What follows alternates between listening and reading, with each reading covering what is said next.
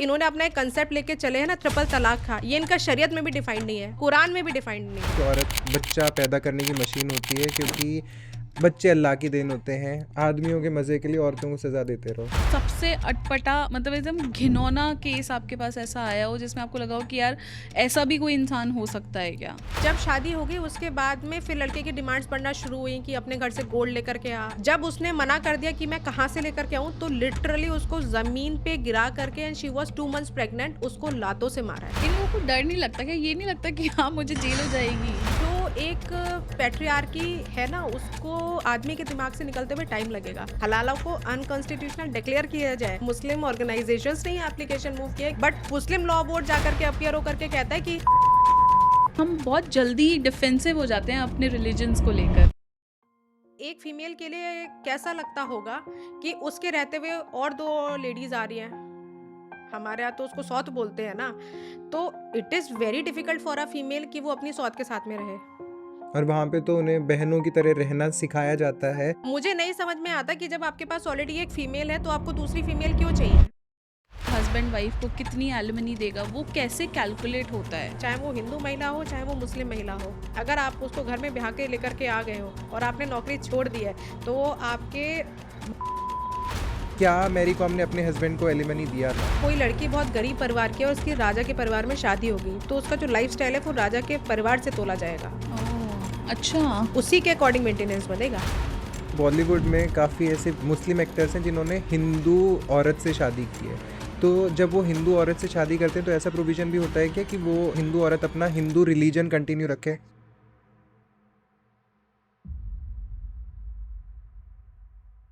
Hello Shraddha, welcome to the Voice Matters. Thank you Prachi, thank you Yashpal. फिर से स्वागत है आपका by the way the Voice Matters में। Right, right, right. और थैंक जो यू, थैंक पिछला पॉडकास्ट था वो एक्चुअली काफ़ी धमाल मचाया था। उसकी काफ़ी रील्स तो इतनी अच्छी चली थी, लोगों के काफ़ी कमेंट्स आए थे। और जिस तरीके से आपने बात की थी कि लड़कियां भी लड़कियां भी एलिमनी दे सकती हैं, यस, तो वो ये एक बहुत काफ़ी बड़ा स्टेटमेंट था। काफ़ी बड़ा लड़के भी एलिमनी ले सकते हैं, लड़के मेंटेनेंस भी ले सकते हैं। यस यस काफ़ी बड़ा स्टेटमेंट था। तो आज हम एक काफ़ी इंटरेस्टिंग टॉपिक पे डिस्कशन करना चाहते हैं आपसे। यस, तो अभी श्रद्धा एक रिसेंटली मूवी आई है हक, हम हाँ, सबने देखी है वो। हाँ। उसके टॉपिक पे भी हमने डिस्कस किया है। तो यहाँ पे ना उस मूवी के बारे में ये बोला जा रहा है कि क्योंकि वो हिंदू ने मुस्लिम लॉज पे और मुस्लिम कम्युनिटी पे स्पेसिफिकली बेस्ड एक केस था बहुत बड़ा, साहबानों का, उस पे बनाई है।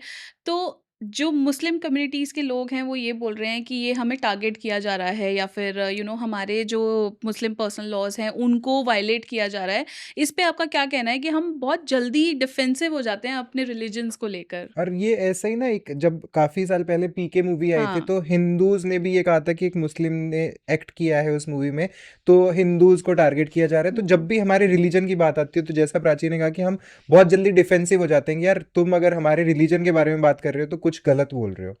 एक्चुअली जब हमारे पास कुछ बोलने के लिए नहीं होता है, तब हम रिलीजन पे आ जाते हैं। मेरिट पे बात नहीं करते हैं। शाहबानो में कुछ भी नहीं गलत कहा गया है, मेंटेनेंस ही तो है, एक फीमेल का लीगल राइट है। अगर आप चाहे हिंदू हो या मुस्लिम हो, अगर आप अपनी फीमेल के साथ किसी भी तरीके की क्रूअल्टी, एट्रोसिटी करोगे, तो आपको उसको मेंटेनेंस देना पड़ेगा। और मेंटेनेंस आपको सेक्शन 125 ऑफ सीआरपीसी, जो आज के टाइम पे 144 बीएनएसएस हो चुकी है, आपको protection of women against domestic violence act 2005 में भी मेंटेनेंस देना पड़ेगा, जो कि हिंदू मुस्लिम दोनों पे अप्लाई होता है। तो हुँ। उस मूवी में कुछ भी ऐसा नहीं दिखाया गया है जो गलत हो। हम्म। फीमेल के साथ क्रूअल्टी की गई, वो अपने को कैसे सस्टेन करेगी? मेंटेनेंस के थ्रू तो करेगी, तो वो ले रही है, उसका लीगल राइट है। तो जहाँ पर हम खुद को किसी भी तरीके से नहीं डिफेंड कर पाते, वहाँ पर हम रिलीजन पे आ जाते हैं। हुँ।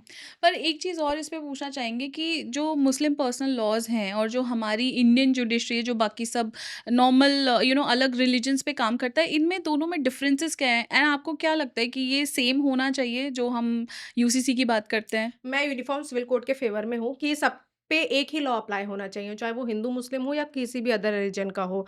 अब कई जगह जो है ये शरीयत लॉ के थ्रू गवर्न होते हैं, जैसे हिंदूज़ में म्यूचुअल डाइवोर्स का प्रावधान है, हम्म। मुस्लिम्स में नहीं है, शरीयत में है, मुबारत का प्रोविज़न है, जहाँ पर ये कंसेंचुअली एक एग्रीमेंट के थ्रू म्यूचुअली डाइवोर्स ले सकते हैं, फिर ये दोबारा कभी भी शादी नहीं कर सकते।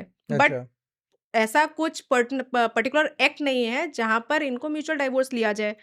पर मैंने मेंटेनेंस का बताया कि मेंटेनेंस जिस प्रोसेस के थ्रू हिंदू वुमेन लेगी, सेम प्रोसेस के थ्रू मुस्लिम वुमेन लेगी। अगर मुस्लिम की वेडिंग अगर डाइल्यूट होनी है, डाइवोर्स होना है, तो मुस्लिम डिसोल्यूशन एक्ट के अंदर सेक्शन 2 के अंदर जो मैरिज है वो डाइल्यूट होगी, डिसॉल्व होगी।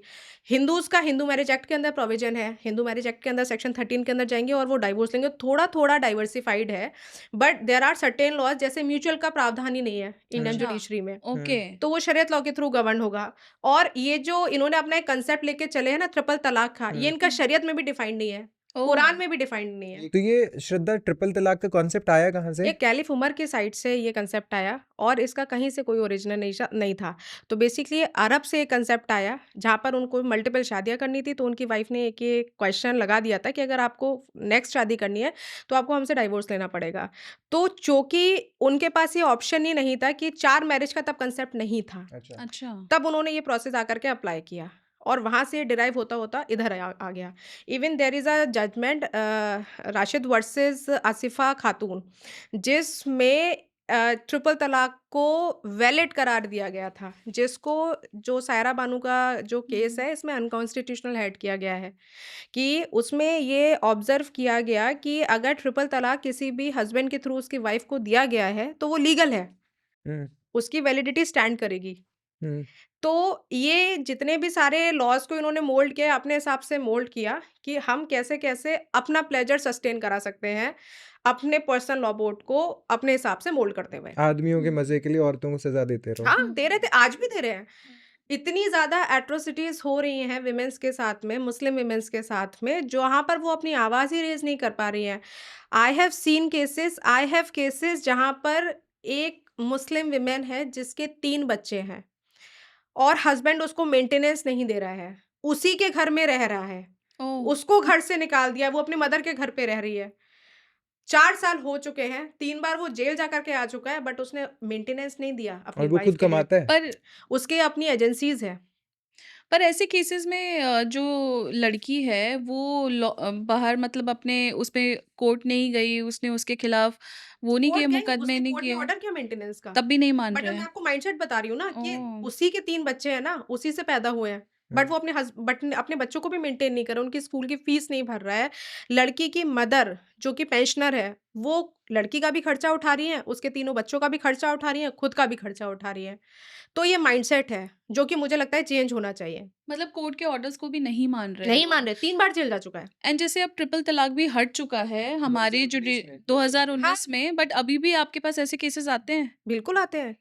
आप जो एक पैट्रियार्की है ना, उसको आदमी के दिमाग से निकलते हुए टाइम लगेगा।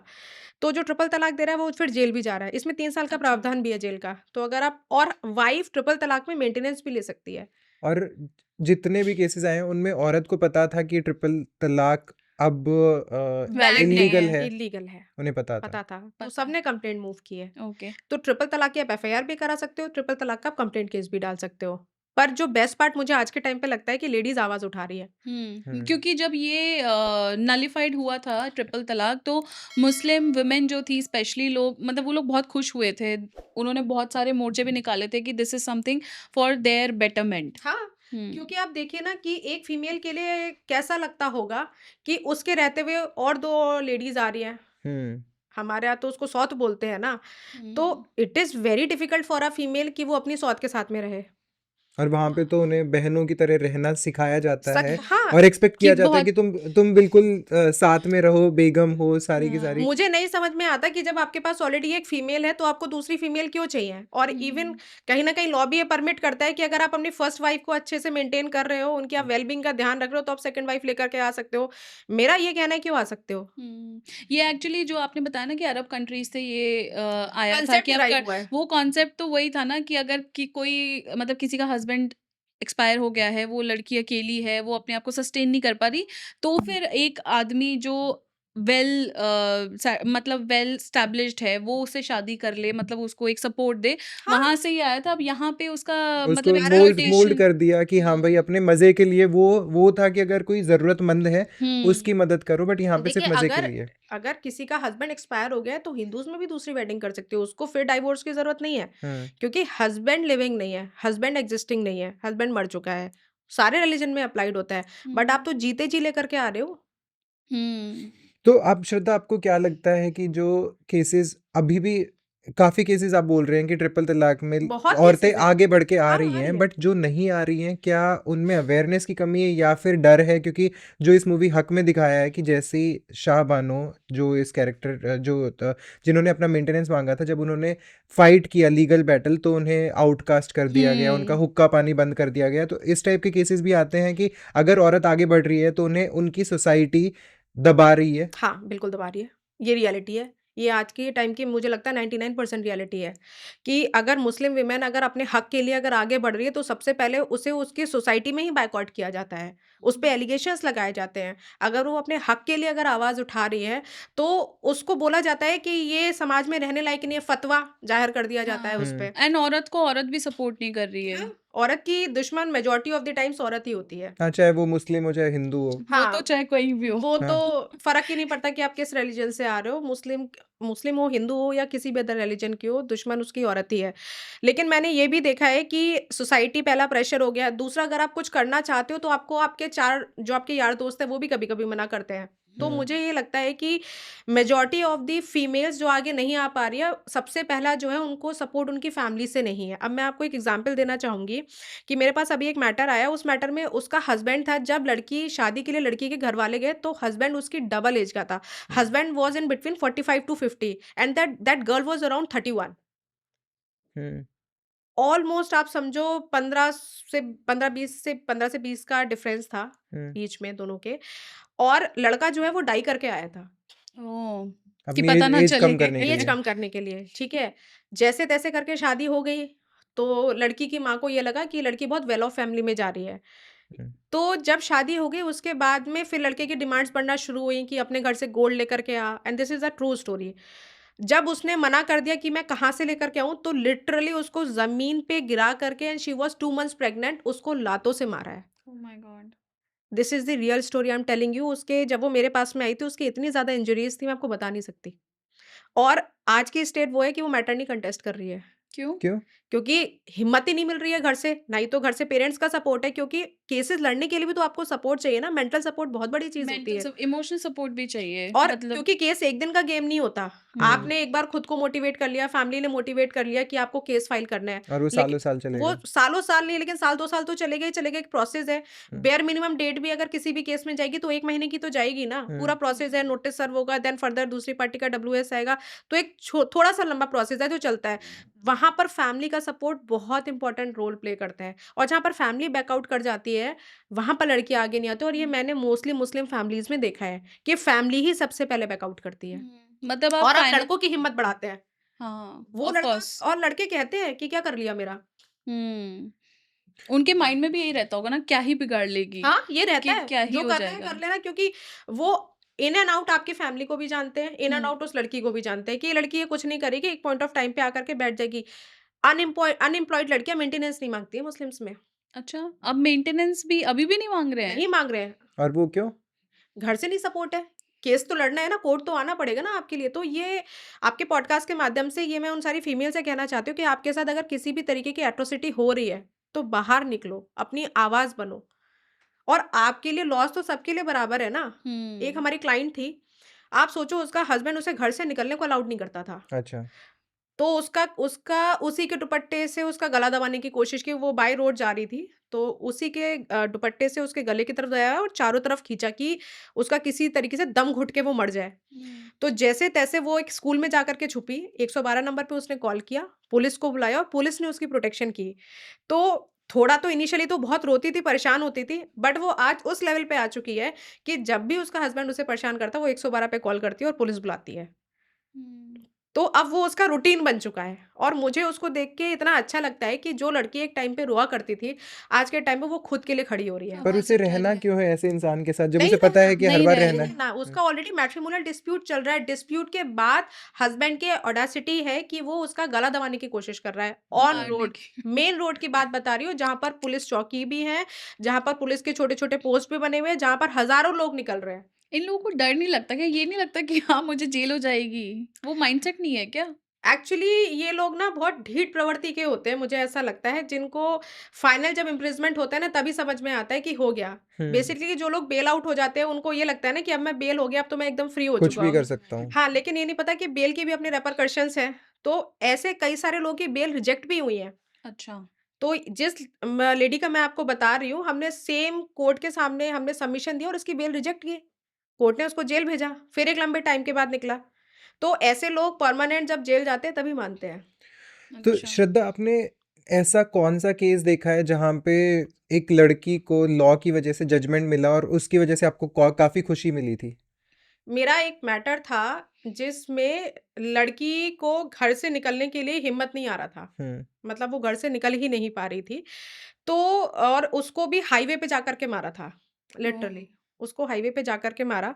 बट वो लड़की इतनी दमदार थी कि वो उसने अपना एफआईआर खुद रजिस्टर कराया, मेडिकल एग्ज़ामिनेशन कराया और फिर वो मेरे पास में आई। उसने मुझे पूरी सिनेरियो बताया, ये सारा है, मैंने उसका डोमेस्टिक वायलेंस का केस डाला, उसका मेंटेनेंस का केस डाला और वो मैटर हमने इस लेवल पे जाके कंटेस्ट किया क्योंकि लड़की इंडिपेंडेंट थी, अकेली थी, उसे उसकी माँ का सपोर्ट था। हर डेट पे आकर के अपना मैटर कंटेस्ट करती थी। हमने उसके हस्बैंड की भी बेल डिसमिस कराई, उसको जेल कुछ टाइम के लिए रखवाया और जब हमारा फाइनल वर्डिक्ट आया तो हमारे फ़ेवर में आया। उसको मेंटेनेंस भी मिला, she is getting 20,000 rupees per month. अब वो अपना अच्छे से अपनी लाइफ़ जी रही है और हस्बैंड इस केस में जेल गया, उसको 3 साल की सज़ा हुई। तो जब ओके। उसको सज़ा मिली तो मैं काफ़ी खुश थी कि इसको एक्चुअल में न्याय मिला। क्योंकि जब आप क्रूअल्टी देखते हैं ना उस स्टेज पे जाकर के वो एक दिन आपके दिमाग से निकलती नहीं है। जब हुँ। आप लेडीज़ के चोट देखते हैं, आप सोचिए आप किसी कोई आपके पास फीमेल आ रही हो और उसके गले पे खून बह रहा हो, हम्म। तो बहुत दुःख तकलीफ़ होती है कि कैसे ये लोग रह रही हैं इनके साथ में। तो अब आज के टाइम में फीमेल्स हैं, कुछ हैं जो आगे बढ़ के आ रही हैं, जैसे मेरी एक क्लाइंट थी। तो उसमें मुझे बहुत खुशी हुई थी जब हमारे फ़ेवर में जजमेंट आया था। तो इन्होंने किया क्योंकि उनकी माँ का सपोर्ट था। हाँ, माँ का तो सपोर्ट अगर था। कोई हमारे फैमिली वाले अगर आपकी फैमिली में कुछ ऐसा केस है तो प्लीज़ आप सपोर्ट करें अपने जो भी प्रताड़ित हैं, महिला हैं या मर्द भी हैं, कोई भी है, पर फैमिली का सपोर्ट होना बहुत ज़रूरी बहुत है। इम्पोर्टेंट है, पहला सपोर्ट फैमिली का है। और कोई ऐसा केस जहाँ आपको लगता था कि ये इसका वर्डिक्ट उस औरत के फेवर में आएगा बट नहीं आया? मोस्टली ऐसा होता है कि हम केस पे रिसर्च अच्छी करते हैं। जब हमारे अच्छा। पास पहले क्लाइंट आते हैं तो हम सारे इनसाइट्स ले लेते हैं, तो हमें इनिशियल लेवल पे पता चल जाता है कि मैटर सस्टेन करेगा या नहीं करेगा। अच्छा। तो आज तक मेरे पास कोई ऐसा केस नहीं आया जहाँ पर फेवरेबल ऑर्डर नहीं आया हो। क्योंकि एट्रोसिटीज़ रहती है फीमेल के साथ में, क्रूअल्टी रहती है, चोट होती ही होती है, तो फेवर्स में ऑर्डर जाते ही जाते हैं। और कई बार ऐसा होता है कि बेल के स्टेज पे डेफ़िनिटली होता है कि बीइंग अ डिफेंस काउंसिल मैं नहीं चाहती कि अपोज़िट पार्टी को बेल मिले। बट देयर आर केसेस जहाँ बेल मिल जाती है। क्योंकि 498 ए में भी 3 साल तक की सज़ा है और अगर 7 साल से कम का अगर इम्प्रिज़मेंट है, तो फिर बेल आउट होते ही हैं। हम्म। एट्रोसिटीज़ देखी जाती है कि कैसी-कैसी हैं। आज के टाइम में तो सभी को बेल मिल रही है, तो मेरा रहता है ये कोशिश कि अगर कोई भी एक ऐसा सेक्शन लगा हुआ है जिसमें 7 साल से ऊपर की सज़ा है, तो एज़ अ डिफेंस काउंसिल मैं चाहूँगी कि अपोज़िट पार्टी जेल जाए। हुँ। अच्छा। और श्रद्धा ट्रिपल तलाक की हम बात कर रहे हैं तो 2019 में जो इसको रूल आउट किया गया था, उसके बाद से आपको कितना डिफरेंस दिख रहा है ग्राउंड रियलिटी पे कि आपके पास अभी भी कितने परसेंट ऐसे केसेस हैं जो स्टिल आ रहे हैं और लोग नहीं मान रहे हैं मुस्लिम कम्युनिटी में कि ट्रिपल तलाक अब वैलिड नहीं है? देखिए, इसमें 2 टाइप के केसेज़ आ रहे हैं। देयर आर केसेज़ कि जहाँ पर ट्रिपल तलाक आज भी बोला जा रहा है और फीमेल कंप्लेंट नहीं लॉन्च कर रही है। अच्छा। ओके। आज भी ये सिनेरियो चल रहा है।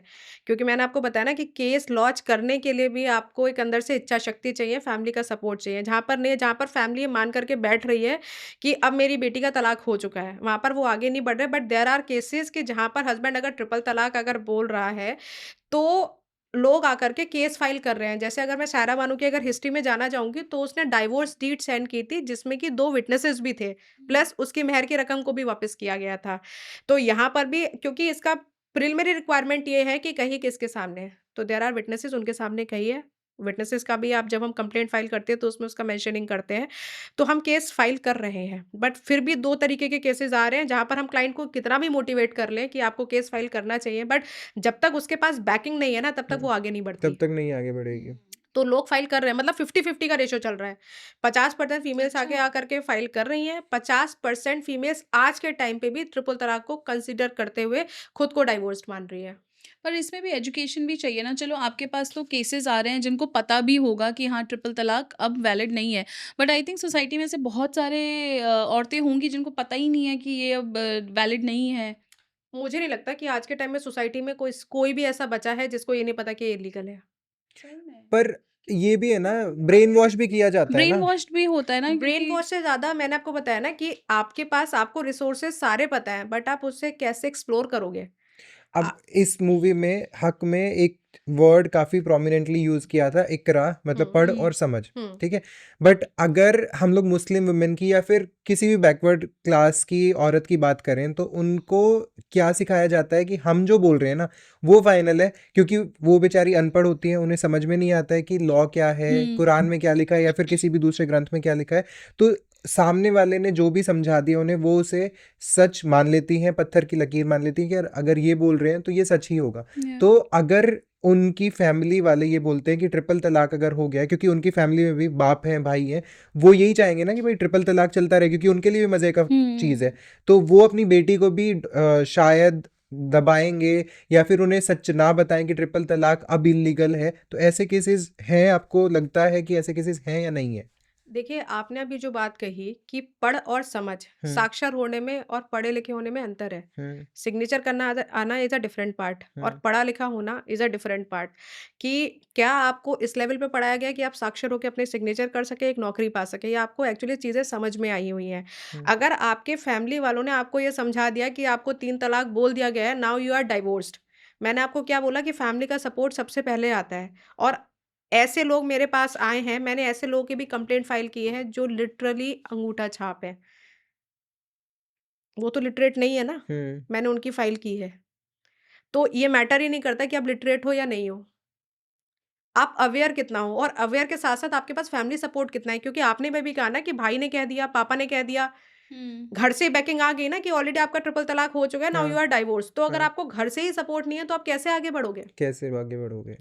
तो यहाँ पर फैमिली का बहुत इंपॉर्टेंट रोल है। अगर आपकी फैमिली आपको आकर के सपोर्ट नहीं करेगी, तो आप आगे नहीं बढ़ पाओगे। तो सबसे पहले क्योंकि आपको विटनेसेस भी तो चाहिए ना केस में।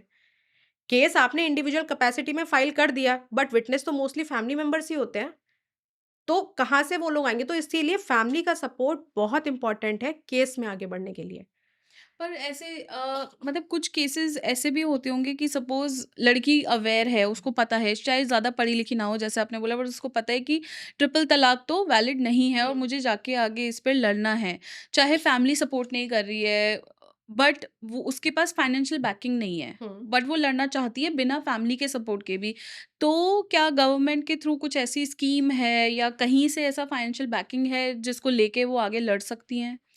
देखिए, मैं तो यही सजेस्ट करती हूँ कि अगर आप अफ़ोर्ड कर सकते हो तो एक काउंसिल को एंगेज करो, वो आपको बेस्ट सर्विसेज़ देगा। बट अगर आप नहीं अफ़ोर्ड कर सकते हो तो डिस्ट्रिक्ट लीगल सर्विस अथॉरिटी हर डिस्ट्रिक्ट कोर्ट में होती है। ओके, आप वहाँ पर कोर्ट में एप्लीकेशन मूव कीजिए, डीएलएसए में एप्लीकेशन मूव कीजिए कि you are not capable to file your own case, आपके पास फाइनेंशियल बैकिंग नहीं है, आपको एक एडवोकेट प्रोवाइड किया जाए। तो आपको डीएलएसए से एडवोकेट प्रोवाइड किया जाएगा, जिसको आपको ओके। कुछ नहीं पे करना है।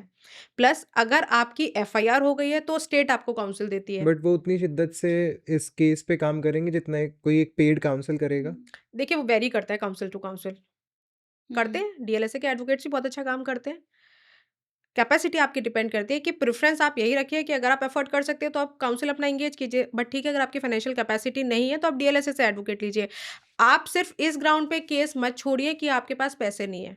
हुँ। क्योंकि इस तरह के मैं ये क्वेश्चन क्यों पूछा मैंने, क्योंकि हमारा जो लास्ट पॉडकास्ट हुआ था उसके बाद हमें ऐसे बहुत सारे डीएम्स आए थे जहाँ पे जो लड़कियां थी, स्पेशली मुस्लिम लड़कियां, उनका यही स्पेसिफिक कंसर्न्स था। कम से कम 3-4 लोग ऐसे थे जिन्होंने हमें डीएम किया कि मैं लड़ना चाहती हूँ बट फाइनेंशियल बैकिंग नहीं है, तो क्या किया जा सकता है? तो फाइनेंशियल बैकिंग देखिए 2 तरीके की होती है। जैसे जो लड़कियाँ इंटरनेट चला रही हैं वो रिचार्ज के थ्रू ही इंटरनेट चला रही हैं या वाईफ़ाई उनके पास में है। हुँ। वाईफ़ाई का भी वो कहीं न कहीं बिल का पेमेंट कर रही ही हैं।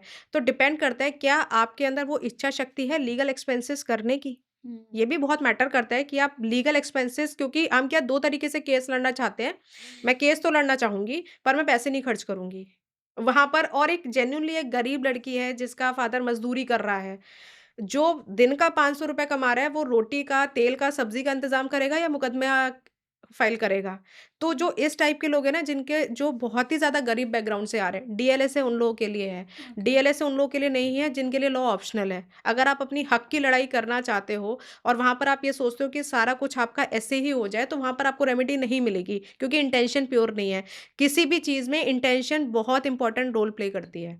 तो डीएलएसए में क्या कुछ एप्लीकेशन मूव कीजिए that you are not capable, कि आप जहाँ पर अच्छा। अपना केस नहीं फाइल कर सकते हो, तो हुँ, आपको डीएलएसए से एडवोकेट मिलेगा। और ये जितनी भी लड़कियों ने आपको डीएम्स किया है, ये जाएँ डीएलएसए में एप्लीकेशन लगाएँ कि ये इनका सो एंड सो नेचर का इनका मैटर है, but they can not afford, तो हुँ, उनको डीएलएसए एडवोकेट देगा।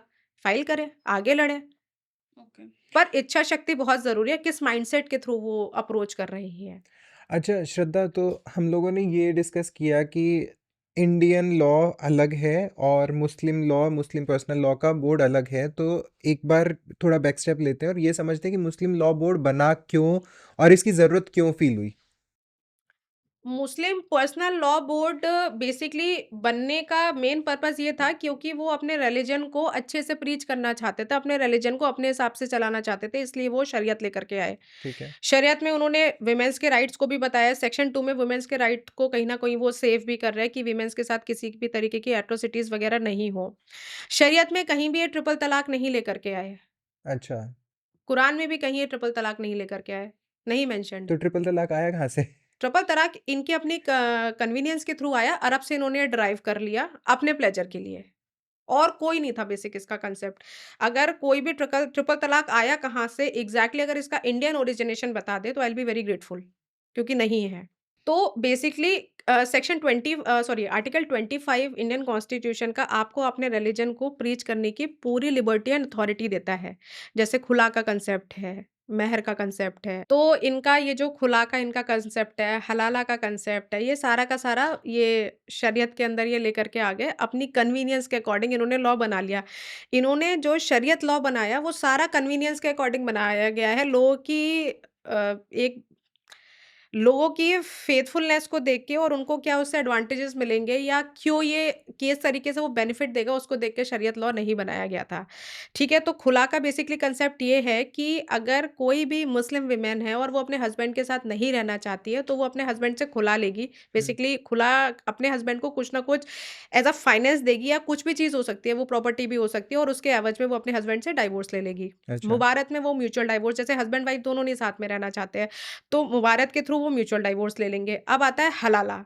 तो ऑलरेडी जैसे एक वाइफ़ है, एक मुस्लिम वाइफ़ है, वो अपने हस्बैंड से डाइवोर्स ले चुकी है।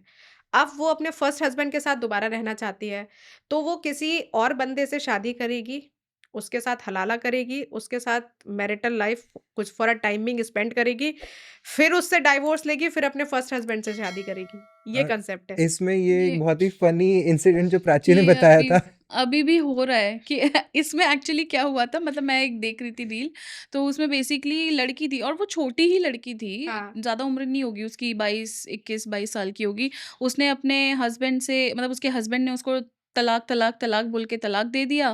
फिर उसके फादर इन लॉ से ही उसका हलाला हुआ, क्योंकि वो दोबारा शादी करना चाहता था। अब लड़की ये बोल रही है कि मुझे तो अपने जो फादर इन लॉ, जो अब उसके पति बन चुके हैं, मुझे तो इनके साथ ही रहना है, अब मुझे अपने हस्बैंड के एक साथ जाना ही नहीं है। जाना ही नहीं है, मैं खुश हूँ। और ये बहुत ज़्यादा वायरल भी हुआ था। हाँ। उन वो इंटरव्यूज़ दे रही है, बेसिकली वो बोल रही है कि नहीं, हमें तो इनके साथ ही रहना है, अब यही है हमारे सब कुछ, हमें इनके साथ ही अच्छा लगता है। वो हमें मारते-पीटते थे, बेसिकली जो फर्स्ट उनका हस्बैंड थे। फर्स्ट हस्बैंड था, वो उसको मारता-पीटता था। तो ये काफ़ी थोड़ा-सा एक बट फन। हमारे जो एक मुफ्ती साहब आए थे पॉडकास्ट में, तो उन्होंने भी कहा था कि हलाला का जो कॉन्सेप्ट था वो औरत अगर तलाक दे दिया आपने तो मर्द को सजा देने के लिए बनाया गया था। बट आज के टाइम पे जो मौलवी हैं उन्होंने इसे भी ट्वीक कर दिया है कि आपको हलाला करने के लिए किसी दूसरे मर्द से शादी बट ये करने की कैसी जरूरत नहीं सज़ा है। है?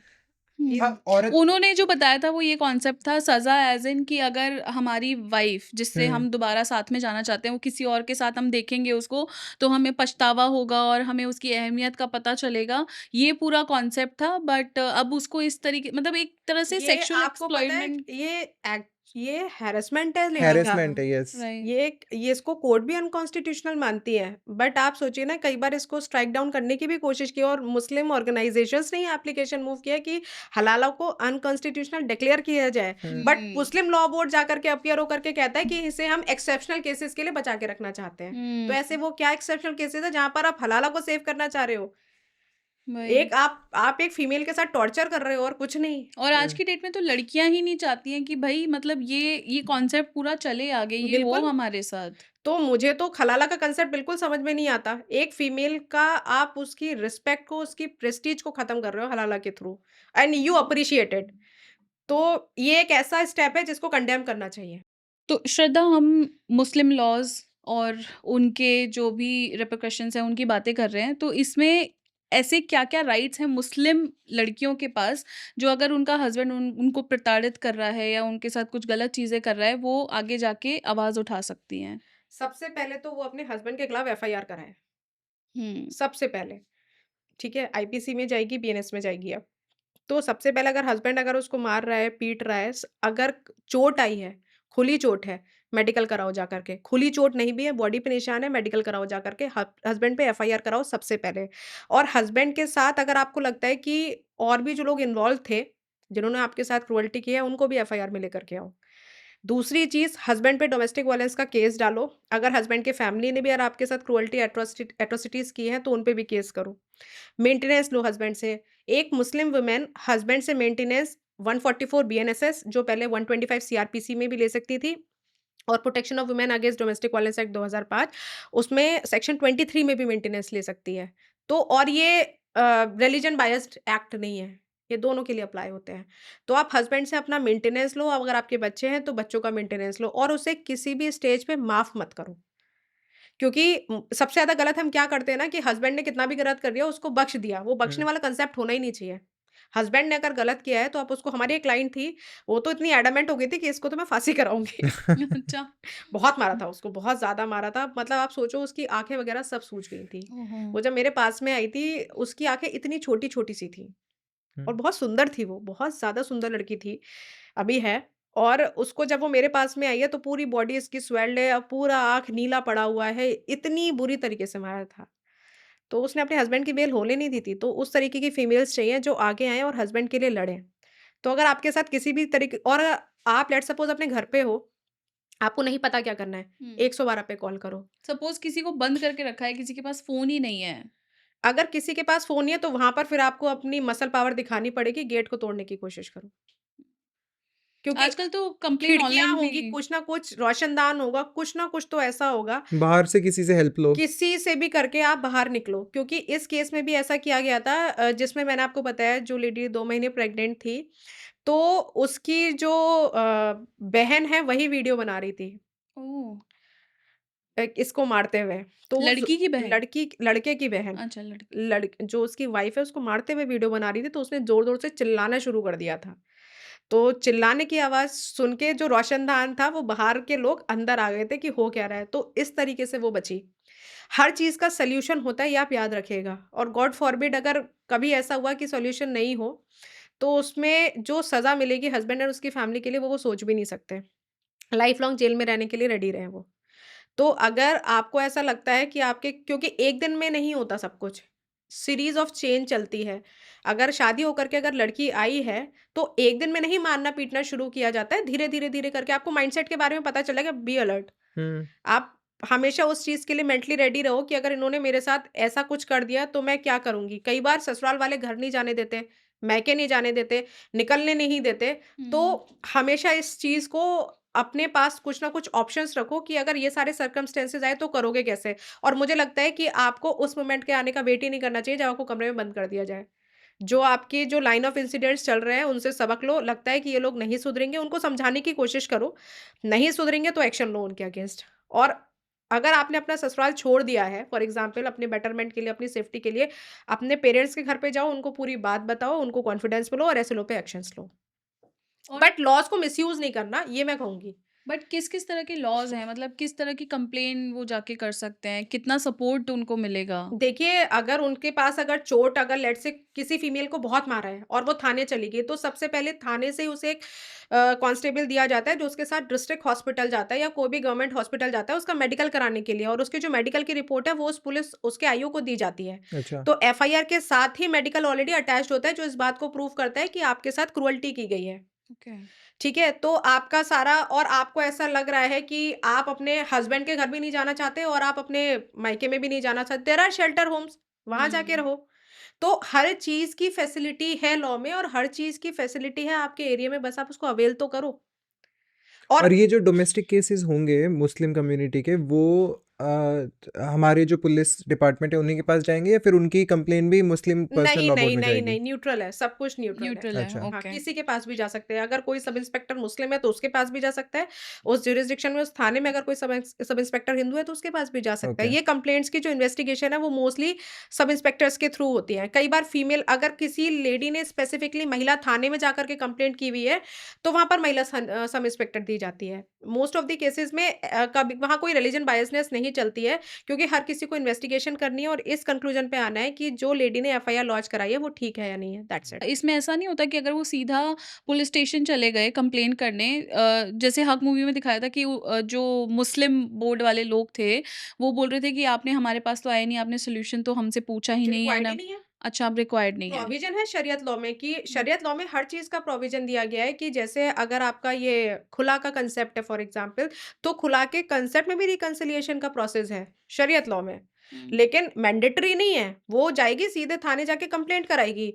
इसमें एक अभी रिसेंटली ये प्रोविजंस आ चुके हैं, क्योंकि हर किसी का ये प्रयास रहता है कि घर बस जाए, हाँ। है ना? और कोर्ट्स का भी यही प्रयास रहता है, एडवोकेट्स का भी यही प्रयास रहता है, पुलिस का भी यही प्रयास रहता है। तो अगर कोई हुँ। फीमेल जहाँ पर बहुत ज़्यादा ग्रीवियस इंजरीज़ नहीं है, जहाँ पर एट्रोसिटीज़ हुई हैं, वहाँ पर जब फीमेल अपनी कंप्लेंट देती है, तो मीडिएशन का पहले जाता है मीडिएशन सेल में वो मैटर। ओके। 3 बार उनका मीडिएशन होता है, अगर मीडिएशन में मैटर अगर सॉर्ट आउट हो जाता है, तो एफआईआर नहीं होती है, रिपोर्ट लग के चली जाती है कि ऑलरेडी इनका सेटलमेंट हो चुका है।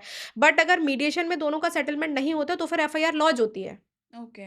बट एफआईआर लॉन्च होगी। तो अच्छा। हर किसी का, कोर्ट का भी ये प्रोसेस है, पुलिस का भी यही इनिशिएशन है कि घर बस जाए तो बेटर है। तो जहाँ पर देयर आर केसेस जहाँ पर घर बसे भी हैं, थोड़ा-सा मिसअंडरस्टैंडिंग है, मिसअंडरस्टैंडिंग के केसेस में मुझे लगता है कि एफआईआर नहीं होनी चाहिए। ओके। जहाँ पर एक्चुअल में एट्रोसिटीज़ हो रही है, जहाँ पर एक्चुअल में क्रुएल्टी हो रही है, जहाँ पर एक्चुअल में मारा-पीटी हो रही है, वहाँ एफआईआर होनी चाहिए। ओके।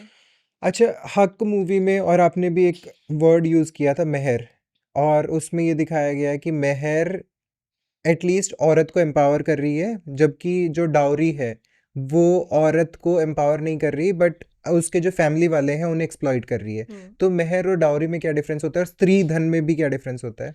देखिए, डाउरी देना और डाउरी लेना दोनों अपराध हैं। जी। डाउरी अगर आप दे रहे हो तो भी आप अपराध कर रहे हो, और डाउरी ले रहे हो तो भी आप अपराध कर रहे हो, ठीक है? बेसिकली जो गिफ्ट्स दिए जाते हैं ना शादी में, वो फैसिलिटेट करने के लिए दिए जाते हैं कि मिक्सी दे दी, वॉशिंग मशीन दे दी, ताकि वो अपने काम को आसानी से कर सके। बट अगर आप स्पेसिफिकली दहेज माँग रहे हो, पैसे माँग रहे हो, वो क्राइम है, ठीक है? तो दैट इज़ इल्लीगल, वो नहीं करना है। महर में ये डिफरेंस है, महर और स्त्री धन में ये डिफरेंस है कि महर बाइंडिंग है, दिया ही जाता है, स्त्री धन बाइंडिंग नहीं है, चॉइस है। हुँ। चाहे तो दे, चाहे तो नहीं दे। स्त्रीधन हिंदू लॉज़ में आ जाता है और महर मुस्लिम लॉज़ में आ जाता है। तो बेसिकली महर इसलिए दिया जाता है कि अगर किसी भी टाइम पे अगर वाइफ़ अपने हस्बैंड के साथ सेपरेट हो रही है, तो वो बेसिकली एक बॉन्ड अमाउंट है जो हस्बैंड को वाइफ़ को पे करना ही पड़ेगा, जो कि सायरा बानू के केस में भी हुआ था। ट्रिपल हुँ। तलाक जब बैन हुआ, तो हुँ। उन्होंने जो उनकी महर की रकम थी, उनको वापस की थी। और मुझे लगता है कि महर की रकम बहुत मिनिमल होती है। कैसे एम्पावर्ड करेगी वो फीमेल को? ₹5500, ₹2000, ₹50,000 से अच्छा। कौन फीमेल एम्पावर्ड होगी? अच्छा, वो लड़की की फैमिली शादी के टाइम देती है लड़के के फैमिली को। लड़के की फैमिली एक इनका, तो क्योंकि मुस्लिम मैरिज बेसिकली कॉन्ट्रैक्चुअल मैरिज होती है, तो अच्छा। महर की रकम लिखी जाती है कि इतना महर दिया जाएगा। अच्छा। वो स्टेज खुद डिसाइड कर सकते हैं कि वो किस स्टेज पे देंगे, मोस्टली डाइवोर्स की स्टेज पे महर दी जाती है। हुँ। बट जो महर का अमाउंट है, आप कभी भी नोटिस करना, वो इतना पीनट अमाउंट होता है, कैसे उससे कोई मुस्लिम वीमेन एम्पावर्ड हो सकती है? हाँ, मतलब 50-60 हज़ार रुपए में आज के क्या टाइम पे ही तो कहाँ होगा? पे एम्पावर होगी? है ना? वो हुँ। अगर, मुझे लगता है कि अगर अपने घर से बाहर निकले कहीं किराए पे कमरा लेने जाएगी, तो उसको कमरा नहीं मिलेगा। इसमें कोई मतलब आपको क्या लगता है कि इसमें मिनिमम अमाउंट कुछ होना चाहिए? मुझे ऐसा लगता है कि इतना अमाउंट तो होना चाहिए, जैसे बेयर मिनिमम 10 लाख तो अमाउंट एटलीस्ट हो, कि हुँ। अगर कोई फीमेल को अगर आप डाइवोर्स दे रहे हो, तो ऐसा तो अमाउंट हो कि वो खुद को सस्टेन कर सके, बच्चों को सस्टेन कर सके, एक ढंग का अमाउंट तो होना चाहिए। हुँ। क्योंकि आपके में प्रोविज़न है महर का, तो आप महर का अमाउंट कुछ ना कुछ रख रहे हो। But it has to be a good amount. अगर आप हर चीज़ कॉन्ट्रैक्चुअल है, तो इसको भी ठीक से होना चाहिए। हुँ। बट उस औरत के पास एलिमनी लेने का ऑप्शन तो रहता ही है ना? बिल्कुल रहता है। लेकिन एलिमनी भी तो म्यूचुअल है ना। अगर आप एलिमनी कोई भी एक्सॉर्बिटेंट अमाउंट नहीं ले सकती फीमेल। वो हस्बैंड की कंडीशन को देखते हुए ही ग्रांट किया जाता है। या तो म्यूचुअली आप डिसाइड कर लो कि हस्बैंड की एसेट्स कितनी है। हस्बैंड ने बोला कि मैं 20 लाख रुपए दूँगा, तो वो एज़ अ एलिमनी अपनी वाइफ को 20 लाख रुपए देगा, जिस पे किसी को कोई ऑब्जेक्शन नहीं है। बट फॉर सेक अगर वाइफ ही क्लेम कर रही है कि जहाँ पर हस्बैंड कमा महीने का 10,000 है, आप उससे 10 लाख माँग रहे हो, तो नहीं मिलेगा। तो मेरा तो हमेशा यही सजेशन रहता है म्यूचुअल केसेज़ में, कि आप म्यूचुअली डिसाइड कर लो कि आपको एक-दूसरे को क्या देना है। ओके। बट इतना आसान रास्ता नहीं होता है एलिमनी और मेंटेनेंस का, दोनों के लिए बहुत फाइट करना पड़ता है, बहुत मेंटल हैरेसमेंट होता है। कि असली लड़ाई और असली हैरेसमेंट तो आपका केस फाइल करने के बाद शुरू होता है ना, क्योंकि हर पार्टी पूरा कोशिश करती है कि एस्केप किया जाए। ट्रू। तो उस स्टेज तक आने की भी तो लड़ाई है। हुँ, उस स्टेज तक आने के भी एक्सपेंसेस हैं। इसलिए मेहर का जो अमाउंट है, क्योंकि ऑलरेडी कोडेड है, इसको एक अच्छा अमाउंट होना चाहिए। जो हुँ। मैंने अब तक जितने अमाउंट देखे हैं, वो सबसे बड़ा अमाउंट ₹50,000 था। सबसे बड़ा? सबसे बड़ा अमाउंट और 50,000 कितने था। कितने केसेज़ में से? मुझे लग रहा है कई केसेज़ में मैंने ऐसा देख लिया है। More than 10 50 cases. वाह! 50,000 तो कुछ भी नहीं है। श्रद्धा, हम एलिमनी की बात कर रहे हैं, स्पेशली मुस्लिम लेडीज़ के लिए। तो अगर सपोज़ किसी ने जैसे आपने बोला कि म्यूचुअली भी हस्बैंड और वाइफ एलिमनी का करके सेटलमेंट कर सकते हैं। बट अगर किसी ने मेंटेनेंस अपनी माँगी है, वो म्यूचुअली डिसाइड हो गई और वाइफ ने ले ली, बट थोड़े टाइम बाद उसको लगता है कि अरे नहीं, मतलब ये अमाउंट कम था, थोड़ा और हो सकता है, तो वो दोबारा क्लेम कर सकते हैं मेंटेनेंस? देखिए, शरीयत लॉ में म्यूचुअल के थ्रू डिवोर्स होता है, मुबारत बोलते हैं जिसे, जहाँ पर वो कॉन्ट्रैक्चुअल है। दोनों हस्बैंड जो भी एक-दूसरे को देना है, ले-दे करके एक कॉन्ट्रैक्ट बनाएँगे, जिसके थ्रू उनकी जो मैरिज है, वो डिसॉल्व हो जाएगी, ठीक हुँ, है? तो वहाँ पर वो एलिमनी का भी प्रोविज़न आ सकता है, मेंटेनेंस भी वो अपना कि मंथली इतना पे करूँगा मैं वाइफ़ के लिए। बट हाँ, अगर वाइफ़ को ये लगता है कि जितना पैसा उसे दिया गया है, उससे वो खुद को मेंटेन नहीं कर पा रही है, सस्टेन नहीं कर पा रही है, तो वो फैमिली कोर्ट में आकर के सेक्शन 144 बीएनएसएस के अंदर अपनी पिटीशन फाइल करेगी मेंटेनेंस की, और वहाँ उसको रीज़न भी देना पड़ेगा, सारे फैक्ट्स भी डिस्क्लोज़ करने पड़ेंगे कि उसको पहले-पहले कितना मिल चुका है। अगर उसका वन टाइम अमाउंट है, तो भी वो मेंटेनेंस क्लेम कर सकती है, और उसको ऑलरेडी मेंटेनेंस दिया जा रहा है और वो कम है, तो उसको वो अमेंड भी करवा सकती है। बट वहाँ उसको कोर्ट को ये जस्टिफ़ाई करना पड़ेगा कि क्या उसने ये बात अपने हस्बैंड को बताया कि जो पैसे अच्छा। दे रहे हैं, वो कम पड़ रहे हैं। कम पड़ रहे हैं और बट फिर देयर इज़ अ प्रोविज़न कि वो हुँ। ले सकती है, अपना मेंटेनेंस बढ़वा सकती है। और एलिमनी में चेंजेस हो सकते नहीं, हैं? एलिमनी वन टाइम होती है, एलिमनी चेंज नहीं हो ओके। सकती। अच्छा, एक चीज़ श्रद्धा, पिछले पॉडकास्ट में आपने कहा था कि आदमी भी औरत से एलिमनी ले सकता है। बिल्कुल। तो अभी एक क्लासिक एग्जांपल है मैरी कॉम और उनके हस्बैंड का, हुँ, ठीक है? मैरी कॉम वर्ल्ड लेवल पे फेमस है, काफ़ी पैसा, काफ़ी फेम है। हुँ, उनके हस्बैंड ने अपनी फैमिली को सपोर्ट किया, कुछ काम नहीं किया, करियर नहीं किया, जिसके लिए मैरी मैरी कॉम उनका मजाक भी उड़ा रही है हुँ, कि उन्होंने पैसा नहीं कमाया, औरत की कमाई पे खा रहे थे, व्हाट नॉट, ठीक है? ठीक है। तो क्या मैरी कॉम ने अपने हस्बैंड को एलिमनी दिया था? देखिए, एलिमनी जब तक माँगी नहीं जाती, तब तक दी नहीं जाती है, पहली चीज़। दूसरा, मैं मैरी कॉम पे ये कहना चाहूँगी कि मैरी कॉम के मैंने पूरा उनका इंटरव्यू नहीं देखा है, सेलेक्टिव चीज़ें निकाली जाती है। मैरी कॉम किस सिचुएशन में रही है, मैंने शायद उनकी एक रील भी देखी थी, जहाँ पर वो ऑन डाइस कह रही हैं कि हमारे 3 बच्चे हो चुके हैं, तब भी मेरा हस्बैंड मेरे को हग नहीं करता। It's a mental cruelty. तो इनसाइड स्टोरी क्या रही है, हमें नहीं पता। बट हाँ, उनका हस्बैंड मेंटेनेंस के लिए भी एंटाइटल्ड है, एलिमनी के भी एंटाइटल्ड है। अगर वो लेना चाहे, तो मैरी कॉम से ले सकते हैं। किसी भी पॉइंट मतलब डिवोर्स हो गया है हाँ। पर अभी भी वो कर सकते मेंटेनेंस हैं। ले सकते हैं। एलिमनी तो आप डिवोर्स के टाइम पे ही आप डिसाइड करते हैं, बट अच्छा। मेंटेनेंस आप किसी भी स्टेज पे ले सकते हैं, अगर आप मैरिड नहीं है तो। डिफरेंस क्या है दोनों में? एलिमनी और alimony maintain? One time amount है, ओके, और मेंटेनेंस आपको खुद को मेंटेन करने के लिए मंथली अमाउंट है। ओके, जिस लाइफ़स्टाइल में आप शादी के टाइम पे रह रहे थे, वही हाँ, लाइफ़स्टाइल आपको अगर मेंटेन करना है हाँ, तो तो। आप हस्बैंड से मेंटेनेंस ले सकते हैं। ओके। ओके, मतलब वाइ हस्बैंड भी अपनी वाइफ से मेंटेनेंस ले सकता है। ओके, तो तो अगर, मैं क्योंकि मैरी कॉम इस पोज़ीशन पे हैं, जहाँ पर उनको अपने हस्बैंड को मेंटेन करना चाहिए, हस्बैंड क्लेम कर सकता है, हस्बैंड मेंटेनेंस फाइल करे। आपके पास कुछ आए हैं केसेस जहाँ पे हस्बैंड फाइल कर रहा हो एलिमनी के लिए या 1-2 केसेस मेंटेनेंस फाइल के लिए? किए हैं, बट अभी मेंटेनेंस उसमें ग्रांट हुआ नहीं है, अभी हमारा मैटर कंटेस्ट हो रहा है। कितने ईज़ी होते हैं ये केसेस टफ तो रहना होता है। लड़कों की तरफ से? फीमेल से ज़्यादा टफ है ये मेल्स के लिए। मेल्स को ये पहले तो ये एस्टेब्लिश करना पड़ता है कि आप क्यों नहीं अर्निंग कर रहे हो। अच्छा, अच्छा, मतलब वो भी बाय डिफ़ॉल्ट सोसाइटी का अंडरस्टैंडिंग है ना हाँ, कि कि ब्रेड अर्नर तो हाँ, मेल ही है। हाँ, लेकिन ये सेम ऑब्जर्वेशन है कोर्ट का फीमेल्स को भी लेकर के, हुँ, अच्छा, कि फीमेल अगर वेल एजुकेटेड है, एमबीए करी हुई है, तो क्यों नहीं अर्न कर रही है। अगर कोर्ट ये ऑब्जर्व करती है कि जहाँ पर बच्चा नहीं है आपका, आपको किसी को लुक आफ्टर नहीं करना, फॉर द सेक, क्योंकि आपको कुछ नहीं करना है, और आप पहले जॉब करते थे, फिर आपने पोस्ट मैरिज जॉब छोड़ दिया हस्बैंड पे सस्टेन करने के लिए, वहाँ पर कोर्ट मेंटेनेंस ग्रांट नहीं भी कर रही है, क्योंकि अच्छा, आपकी अच्छा, प्रीवियस सैलरी तो थी ना। और कोर्ट को सैटिस्फाई करना पड़ेगा दोनों जेंडर्स के लिए, दोनों स्पाउसेस के लिए, कि वो क्यों नहीं खुद को मेंटेन कर सकते हैं, उसी स्टेज पे मेंटेनेंस बंधेगा।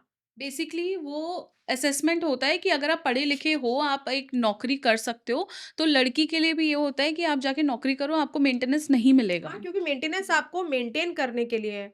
मेंटेनेंस आपको लेविश लाइफ़स्टाइल के लिए नहीं है। हुँ। बट इस केस में जो मोहम्मद शमी क्रिकेटर हैं, उनकी वाइफ़ तो 10 लाख रुपए मंथली मेंटेनेंस एक्सपेक्ट कर रही हैं। उन्हें 2 या 3 लाख रुपए, मुझे एग्ज़ैक्ट फिगर नहीं पता। उसके बाद भी उन्होंने कहा कि नहीं, मुझे तो 10 लाख चाहिए मेरा लाइफ़स्टाइल मेंटेन करने क्योंकि के लिए। जब किसी लड़की का, लेट्स से कोई लड़की बहुत गरीब परिवार की है और उसकी राजा के परिवार में शादी होगी, तो हुँ, उसका जो लाइफ़स्टाइल है वो राजा के परिवार से तोला जाएगा। ओह! अच्छा। उसी के अकॉर्डिंग मेंटेनेंस बनेगा। क्या लड़की के लिए भी ऐसा होता है जैसे मैरी कॉम वाला हमने केस बिल्कुल है, अभी अच्छा।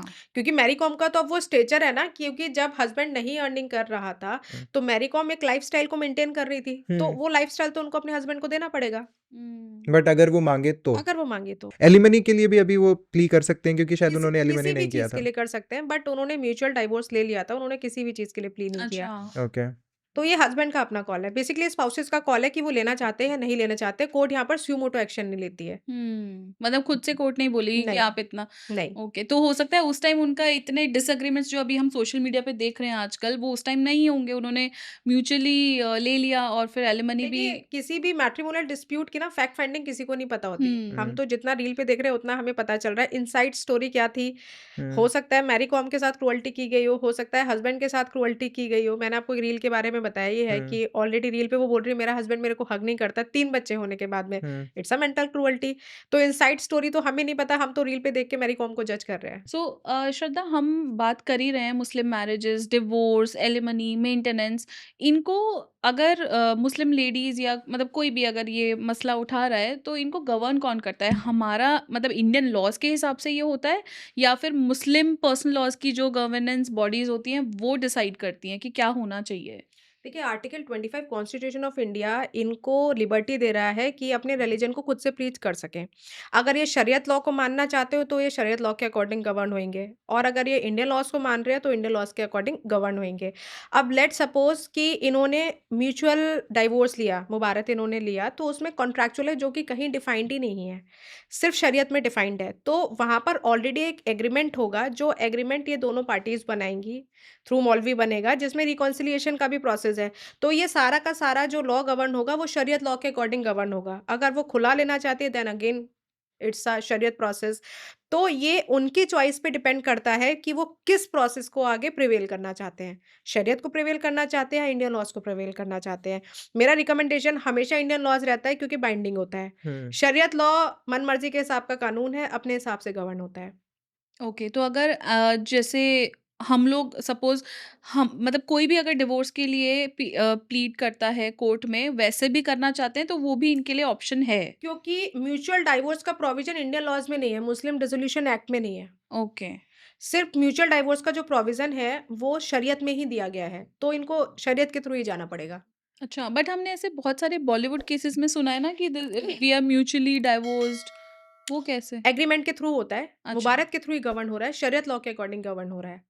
ओके। प्रोविज़न ही नहीं है एज़ पर इंडियन लॉज़ में। सेक्शन 2 के under section 2 of Muslim dissolution act में वो अपने हस्बैंड से मैरिज अपनी डिसॉल्व करा सकती है। बट वो केस फाइल करेगी हस्बैंड पे मैरिज डिसॉल्व कराने के लिए। उस पे अगर क्रूअल्टी हो रही है, हस्बैंड जेल में है, उसको मेंटेन नहीं कर रहा है, देयर आर सर्टेन क्लॉजेस, तो सेक्शन 2 के अंदर वो मूव इन कर जाएगी। बट अगर उसको म्यूचुअल चाहिए जहाँ पर हस्बैंड भी रेडी है, तो ऐसा प्रोविज़न नहीं है आज की डेट में इंडियन कानून में कि वो जाकर के म्यूचुअल डाइवोर्स ले सके, तो उसको मुबारत लेना पड़ेगा।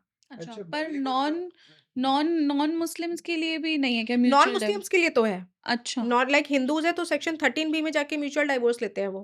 तो अगेन वो डिपेंड करता है कि वो एलिमनी लेना चाह रही है, नहीं लेना चाह रही है, पैसे का सेटलमेंट है या नहीं है, बच्चों का है वगैरह-वगैरह चीज़ें।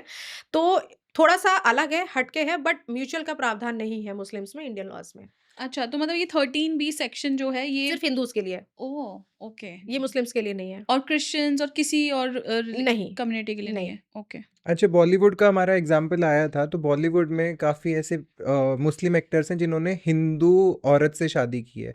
तो जब वो हिंदू औरत से शादी करते हैं तो ऐसा प्रोविज़न भी होता है क्या कि वो हिंदू औरत अपना हिंदू रिलीजन कंटिन्यू स्पेशल रखे? मैरिज एक्ट के अंदर वो मैरिजेज़ होती हैं, जहाँ पर ऑलरेडी टर्म्स बाइंडिंग होती है कि आप अपना रिलिजन को परस्यू करोगे, मैं मेरे रिलिजन को परस्यू करूँगी। तो जैसे ऐसा कोई अभी। मैंडेट नहीं है कि मैंडेट आपको नहीं है। कन्वर्ट करना ही नहीं, करना है? वो डिपेंड करता है person to person. Hmm, there hmm. Are people कि जिन्होंने, और एज़ सच कुछ लॉ या रूल भी नहीं है कि कन्वर्जन को आप वैलिडेट कर सकें।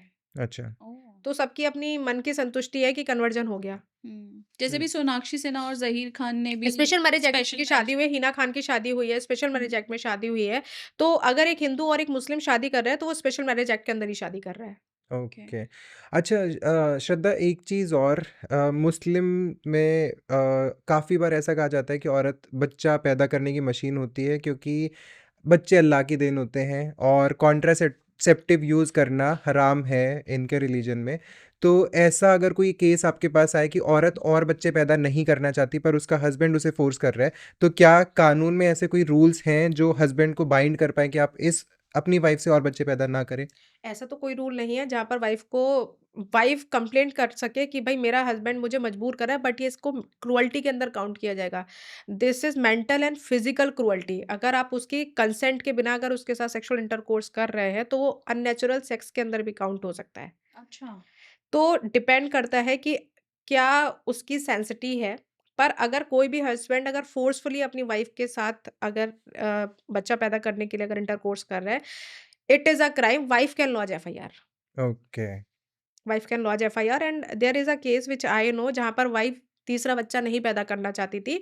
तो हस्बैंड ने वाइफ का कैरेक्टर असैसिनेशन करना शुरू कर दिया कि तुम्हारा किसी और के साथ अफेयर चल रहा है, इसीलिए तुम बच्चा मुझसे नहीं पैदा करना चाह रही हो। वाओ! मतलब यहाँ पे भी समझना नहीं है। हाँ, नहीं समझना है। और हम लोग ये डिस्कस कर रहे थे ना कि ये पढ़े-लिखे परिवारों में हो रहा है या अनपढ़ परिवारों हुँ। में हो रहा है, मैं आपको आईआईएम्स फैमिली का बता रही हूँ। And he is the person जिसने अपने 2 बेटों को ये पढ़ाया हुआ था कि औरतें पिटने के लिए होती हैं। तो वो IIM pass out. IIM Ahmedabad pass out. किस पे क्या ही भरोसा, कोई कितना भी एजुकेटेड हो आप। फ़र्क ही नहीं पड़ता। हुँ। आप जब तक लिटरेट कितना हो वो मैटर करता है। हुँ, वाह! माइंडसेट क्या है आपका? हाँ, तो उसका बेटा बोलता है अपनी मम्मा से कि बड़े होकर के मैं भी मेरी वाइफ़ को मारूँगा। और बेटा आईसीएसई बोर्ड में पढ़ रहा है। Oh my God! वाओ! घर से आपको क्या शिक्षा मिल रही है वो बहुत मैटर करता है। तभी हुँ। बोलते हैं ना कि आप कैसे घर से आ रहे हो, बहुत इम्पोर्टेंट है। आपके केसेस के लिए भी, आपके खुद की पर्सनल ग्रोथ के लिए भी और आपकी आगे की परवरिश के लिए भी। अच्छा श्रद्धा, एक चीज़ और, हम बात कर रहे हैं लॉज़ की और कि क्या आपके राइट्स हैं, क्या नहीं हैं। आपको आज तक, अभी तक का आपका मुस्लिम, नॉन मुस्लिम कोई सबसे अटपटा और ऐसा केस कि मतलब एकदम घिनौना केस आपके पास ऐसा आया हो जिसमें आपको लगा हो कि यार ऐसा भी कोई इंसान हो सकता है क्या? वाइफ ने हस्बैंड को मारा था और इतना मारा था उसकी पूरी बॉडी पे नील थे। ओह! रियल स्टोरी है ये। हुँ, हमने उसका मेडिकल एग्ज़ामिनेशन और उसको हर स्टेज पे उसको सफ़र करना पड़ा। जब वो अपने थाने में गया, उसके थाने में उसकी सुनवाई नहीं हुई। जब वो मेरे पास आया तो मैंने उसकी चोट वग़ैरह देखी। फिर मैंने उसको भेजा, उसका मेडिकल एग्ज़ामिनेशन हुआ और उसको मोटे-मोटे डंडे के नीले पड़े हुए थे उस पे और वाइफ़ ने खुद के साथ पूरी मतलब उसकी फैमिली भी आई हुई थी और मिल के मारा था, अच्छा। हस्बैंड के लिए। हस्बैंड की सुनवाई नहीं कहीं हो रही थी। तो on the direction of SSP FIR launch हुई और उसका जो कंसर्न थाना था, सोचो लड़की रहने वाली 300 किलोमीटर दूर की है और उसने एफआईआर जा कर के अपने हस्बैंड के थाने में करवाई है। हस्बैंड की एफआईआर जो एसएसपी के डायरेक्शन पे हुई थी, पुलिस उस लेडी को इतना सपोर्ट कर रही थी कि सेम टाइम पे दोनों की एफआईआर हुई है। ओह! जबकि लड़के को एफआईआर कराने में 1 महीना लग गया। ओह! लड़की की एफआईआर 1 महीने बाद उसी डेट पे हुई जिस डेट पे हस्बैंड की एफआईआर हुई है। तो और वी हैव सीन कि वहाँ पर जो उसकी सास के साथ भी क्रूअल्टी एट्रोसिटी की गई थी। हमने डोमेस्टिक वायलेंस का केस डाला सास के बिहाफ़ पे, लड़के के बिहाफ़ पे हमने लड़की और उसकी फैमिली पे एफआईआर कराई, जिन-जिन ने हमारे क्लाइंट के साथ एट्रोसिटीज़ की थी and we are on the part कि अब हम सेफ हैं। बट ये ऐसा केस था जहाँ पर उन लोगों ने खुद का घर छोड़ दिया था रहने के लिए। घर में नहीं रहते थे वो और मुझे बहुत टाइम लगा उनको काउंसल करने के लिए कि अब आप लॉ की प्रोटेक्शन में हो, ऑलरेडी केसेस चल रहे हैं, यू आर सेफ। आप सोचो वो 3 महीने बाद खुद के घर में जाकर के रहे हैं। अच्छा, कभी इतना किसी डरे हुए थे। रिलेटिव्स का हाँ, कभी किसी रिलेटिव्स के जा आप सोचो ना लड़का, कितना पिटा होगा वो। हुँ। और उसकी कहीं सुनवाई नहीं खुद का थाना उसको सपोर्ट नहीं कर रहा है। वाइफ़ जो दूसरे डिस्ट्रिक्ट में जाकर के रहती है, उसने एफआईआर अपने हस्बैंड के जुरिसडिक्शन का जो थाना है, वहाँ आकर के कराई। आइडियली तो उसे वहाँ करानी चाहिए ना, हुँ। जहाँ गई है वो, नहीं हुँ। कराई। अभी ये वाइफ़ के हस्बैंड को पीटने की काफ़ी रील्स वायरल भी हो रही हैं। अभी एक केस हुँ। भी था जिसमें कोर्ट रूम में वाइफ़ ने क्योंकि हस्बैंड ने अपनी पूरी प्रॉपर्टी मदर के नाम पे करवा दी थी, वाइफ़ को कुछ नहीं मिला एलिमनी में तो उसने कोर्ट रूम से बाहर आते ही हस्बैंड को मारा। एक और रील थी जिसमें बाइक पे चलते हुए वाइफ़ पीछे बैठी हुई हस्बैंड को मार रही है। हाँ, तो ऐसे केसेज़ में जहाँ पर कोर्ट को ये दिख रहा है ना कि for the sake of the safer side आप अपनी सारी प्रॉपर्टी अपनी मदर के नाम पे ट्रांसफ़र कर रहे हो या फिर आप अपने फादर के नाम पे ट्रांसफ़र कर रहे हो। अगर आपने खरीदी उनके नाम पे है तो वो एक सेपरेट पार्ट है। बट आप ये याद रखिएगा कि चाहे वो हिंदू महिला हो, चाहे वो मुस्लिम महिला हो, अगर आप उसको घर में ब्याह के लेकर के आ गए हो और आपने नौकरी छोड़ दी है, तो वो आपके मदर और फादर से भी मेंटेनेंस ले सकती है। ओह! अच्छा। ओह! अगर क्योंकि लड़का काम नहीं कर रहा है, नहीं जो कमा रहा है नहीं लड़का हाँ, क्योंकि दिख रहा है ना कि आपने सब कुछ छोड़ा हुआ है कि जैसे कई केसेज़ में हम सुनते हैं ना कि लड़के ने जॉब छोड़ दी। हुँ, जैसे ही लड़की मेंटेनेंस का केस डालती है, सबसे पहले लड़का नौकरी छोड़ता है। छोड़ते हैं, उसे ये अच्छा। लगता है क्योंकि अब तो मैंने नौकरी छोड़ दी है, मैं बेरोज़गार हो गया, कोर्ट मेरे से मेंटेनेंस नहीं माँगेगी, जो आपके प्रीवियस रिकॉर्ड है वो कहाँ चले जाएँगे? हुँ, कोर्ट को ये दिख रहा है कि आपने क्योंकि आपको मेंटेनेंस नहीं देना पड़े इसलिए आपने नौकरी छोड़ी है। कोर्ट आपको आपकी अर्निंग के अकॉर्डिंग ही मेंटेनेंस बाँधेगी। और अगर जिस केसेज़ में हस्बैंड एक्सपायर हो गया हो, उस केसेज़ में ससुर से भी मेंटेनेंस लिया जा सकता है। अच्छा घरवालों से भी। घरवालों से भी लिया जा सकता है। Both Hindu and Muslim female से दोनों के लिए अप्लाई होता और है। अगर हम लोग जेंडर रिवर्स कर दें, वाइफ़ हुँ। एक्सपायर हो गई, हस्बैंड अनएम्प्लॉयड है, तो क्या हस्बैंड अपनी वाइफ़ के फादर से एलिमनी एक्सपेक्ट कर सकता है? डिपेंड करता है कि नेचर ऑफ केस क्या है। ओके। जो अभी सेटल केसेज़ चल रहा है वो सिनेरियो यही चल रहा है। ओके, बट हाँ, किस तरह के केसेज़ में कर सकता है वो? देखिए अगर वो मान लीजिए वाइफ़ इकलौती लड़की है, ठीक है? और हस्बैंड वाइफ़ को मेंटेन कर रहा था, अब बच्चे वगैरह सब कुछ आ चुके हैं, तो आइडियली लीगल राइट तो हस्बैंड का भी आ गया ना प्रॉपर्टी पे, हुँ, तो वो क्लेम कर सकता है। वाइफ़ का तो शेयर था ही था हुँ। और मोस्ट ऑफ द टाइम मैंने नहीं देखा, आज तक मैंने ऐसा कोई केस नहीं देखा जहाँ पर एक सिंगल चाइल्ड है जो कि लड़की है, तो ऑटोमैटिकली सारा कुछ बच्चों को और हस्बैंड को ही दिया जाता है। अच्छा। बट जो फीमेल के केसेज़ हैं, उस केसेज़ में ये देखा जाता है कि अगर फीमेल को मेंटेनेंस देना है, तो हस्बैंड अगर मेंटेनेंस नहीं दे रहा है, तो सबसे पहले वो अपनी जॉब ड्रॉप करता है। हुँ, और ये कोई आपके पास ऑप्शन नहीं है कि आप खुद को बचा पाओगे और आपको बचाना है, सबसे पहले एक अच्छा वकील एंगेज करो। दूसरा, कोर्ट को रीज़न बताओ कि ये मेंटेनेंस के लिए क्यों नहीं एंटाइटल्ड है एंड देयर आर केसेज़ आज के टाइम में कोर्ट मेंटेनेंस नहीं बाँध रही है। अगर लड़की ये सैटिस्फाई नहीं कर पा रही है कोर्ट के लिए कि उसको मेंटेनेंस क्यों चाहिए। फॉर द सेक कि आप अपनी मनमर्ज़ी से उठ के चले आई हो, आपको मेंटेनेंस चाहिए, नहीं मिलेगा। सेम अप्लाइज़ टू लड़का। मेंटेनेंस चाहिए, क्यों चाहिए? क्या रीज़न है? कोर्ट को सैटिस्फाई करना पड़ेगा तभी मेंटेनेंस मिलेगा। अच्छा। ओके। अच्छा श्रद्धा हमारे लास्ट पॉडकास्ट में कमेंट्स में क्वेश्चन आया था एलिमनी रिलेटेड ही कि स्पेशली हाई प्रोफाइल केसेस में एलिमनी का जो कैलकुलेशन होता है कि किसको कितना मिलेगा, स्पेशली अगर हम बात करें कि हस्बैंड वाइफ को कितनी एलिमनी देगा, वो कैसे कैलकुलेट होता है? मैंने आपको बताया कि म्यूचुअली कैलकुलेट होता है। अच्छा। ये म्यूचुअल सेटलमेंट है, दोनों पार्टीज़ बैठती हैं, आउट ऑफ कोर्ट बैठती हैं, डिसाइड करती हैं या कोई मीडिएटर होता है जो डिसाइड करता है कि वो इतना देने के लिए राज़ी है, आप इतना लेने के लिए राज़ी हो। नेगोशिएशन होता है और कॉमन कंक्लूजन पे आ जाते हैं कि हम इतना लम सम अमाउंट देने के लिए या असेट्स देने के लिए रेडी हैं। ऐसे एलिमनी डिसाइड होती है। या कोर्ट से भी अगर जहाँ पर हस्बैंड रेडी नहीं है देने के लिए या वाइफ रेडी नहीं है देने के लिए, वहाँ पर आप ये चीज़ क्योंकि आपके ऊपर लायबिलिटी भी तो होनी चाहिए ना। हो सकता है वाइफ अकेले रह रही हो, उसने डाइवोर्स ले लो, हस्बैंड के पास बच्चे भी हो, बच्चों को मेंटेन करना हस्बैंड वाइफ दोनों का राइट है। तो वहाँ पर वो अपने वाइफ से एलिमनी क्लेम कर सकता है। उसको उसका इनकम दिखाना पड़ेगा और जो वो एलिमनी माँग रहा है उसको जस्टिफाई करना पड़ेगा, कोर्ट ग्रांट करेगी। ओके। ओके। पूरा प्रोसीजरल होता है, हाँ, बेसिकली नेगोशिएशन बेस्ड होते हैं। नेगोशिएशन बेस्ड होता है, म्यूचुअल अंडरस्टैंडिंग से ही एलिमनी बनती है। जो हम रील्स में देखते हैं ऐसा कुछ नहीं होता। हाँ। अच्छा। और अगर वाइफ़ ने फेक केस फाइल किया है 498 ए का, तो उस केस में अगर ये कंक्लूड हो जाता है कि वाइफ़ ने फेक केस फाइल किया है, तो वाइफ़ को क्या सज़ा होगी? देखिए, उस केसेज़ में एफआईआर ही लॉन्च नहीं होगी और गॉड फ़ॉरबिड हम मान लेते हैं कि एफआईआर लॉन्च हो गई है। हुँ, तो जो इन्वेस्टिगेशन का जो प्रोसेस है ना, वो रखा ही इसीलिए गया है। अगर आयोग की ये फाइंडिंग होती है कि इस केस में कोई क्रूअल्टी हुई नहीं है, ये एफआईआर फ़ॉर्ज्ड है, तो उस केस में वो एफआर लगाता है फाइनल रिपोर्ट कि हुँ, इस केस में कुछ इन्वेस्टिगेशन में कुछ भी नहीं पाया गया।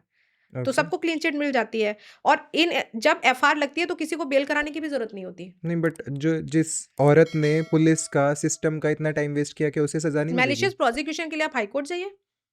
अच्छा, हुँ, वो भी केस कर वो भी सकते केस हैं। कर सकता है। हस्बैंड को मैलिशियस प्रोसिक्यूशन का केस फाइल करना पड़ेगा। ओके।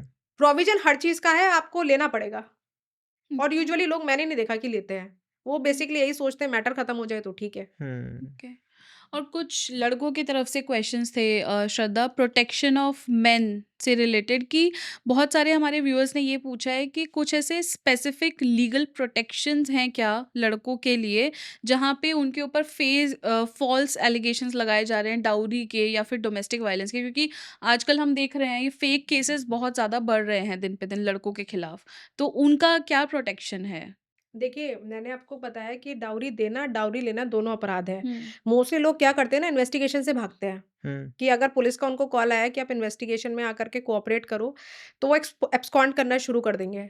इन्वेस्टिगेशन को जॉइन नहीं करेंगे। उनके लिए मेरा सबसे बड़ा सजेशन ये है कि इन्वेस्टिगेशन को जॉइन करो। आपके पास जो भी फ़ेवरेबल पेपर्स है, आपके जो भी फ़ेवरेबल एविडेंसेस है, वो आप जा कर के आईओ को दो और आपको वहाँ रिलीफ़ मिलेगा। अगर आईओ को ये लगता है कि आपने अपनी वाइफ़ के साथ कोई भी क्रूअल्टी नहीं की, आपने डाउरी नहीं माँगी है, तो आप पे कोई भी चार्ज नहीं लगेगा। इवन आप ये सोचिए चार्जशीट फाइल होने के बाद जो डिस्चार्ज का प्रोविज़न है, वो रखा ही इसीलिए गया है कि जो भी चार्जेज़ में चार्जशीट फाइल हुई है और वो एक भी सेक्शन मेंटेनेबल नहीं है, तो डिस्चार्ज पे आर्गुमेंट ही इसीलिए होता है कि ये केस बनता ही नहीं है। तो जो जितने भी फेक केसेस से अगर आपको बचना है, तो आप इन्वेस्टिगेशन को सपोर्ट करो और आपके पास जब भी जो-जो नोटिस आता है, उस नोटिस को आप अवेल करो। 498 ए की एफआईआर जनरल नहीं होती है, पहले मीडिएशन होता है। तो आप मीडिएशन में जाओ और आप ये एंश्योर करो कि जो आपका मीडिएटर है, वो आपकी पूरी बात मीडिएशन रिपोर्ट में लिखे। अच्छा। बट हम ऐसे देखे हैं हमने केसेस जहाँ पे फॉल्स एलिगेशन लग भी गया, लड़के को सज़ा भी हो गई है। तो उन्होंने ट्रायल नहीं ठीक से किया होगा। जो मेरा आज तक का एक्सपीरियंस ये रहा है कि अगर आप निर्दोष हो, तो आपके पास सबूत है। हर निर्दोष आदमी के पास सबूत होता है खुद को बचाने का। क्योंकि ये भी होता है ना, जैसे हम अभी डिस्कशन भी कर रहे थे कि कहीं न कहीं ऐसा लगता है कि सिस्टम लड़कियों को थोड़ा फ़ेवर करते हैं। लड़के एफआईआर नहीं करते, प्रॉब्लम ये है। अच्छा। लड़कों के साथ प्रॉब्लम ये है कि लड़कियों को ये पता है कि अगर मेरे साथ अगर गलत हुआ है, देयर आर सर्टेन प्रोविजन जहाँ मैं मेंटेनेंस माँग सकती हूँ, एफआईआर करा सकती हूँ। आईपीसी, बीएनएस सबके लिए बराबर है। अगर आपके साथ लड़की क्रूअल्टी कर रही है, तो आप एफआईआर लॉन्च करो। अगर लड़की आपको मारपीट कर रही है, उसका मेडिकल कराओ।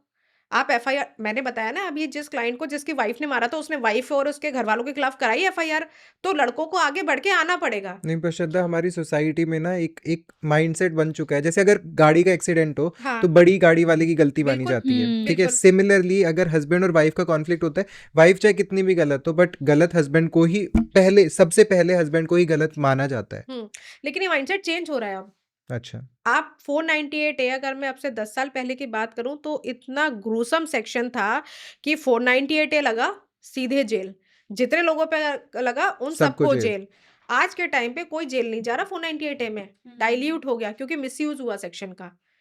तो कोर्ट भी और हाई कोर्ट्स भी इस चीज़ को ऑब्ज़र्व करती है कि सेक्शन का यूज़ हो रहा है या मिसयूज़ हो रहा है। तो जितना-जितना सेक्शन और लॉज़ मिसयूज़ होएँगे उतना ज़्यादा डाइल्यूट होते हुए जाएँगे।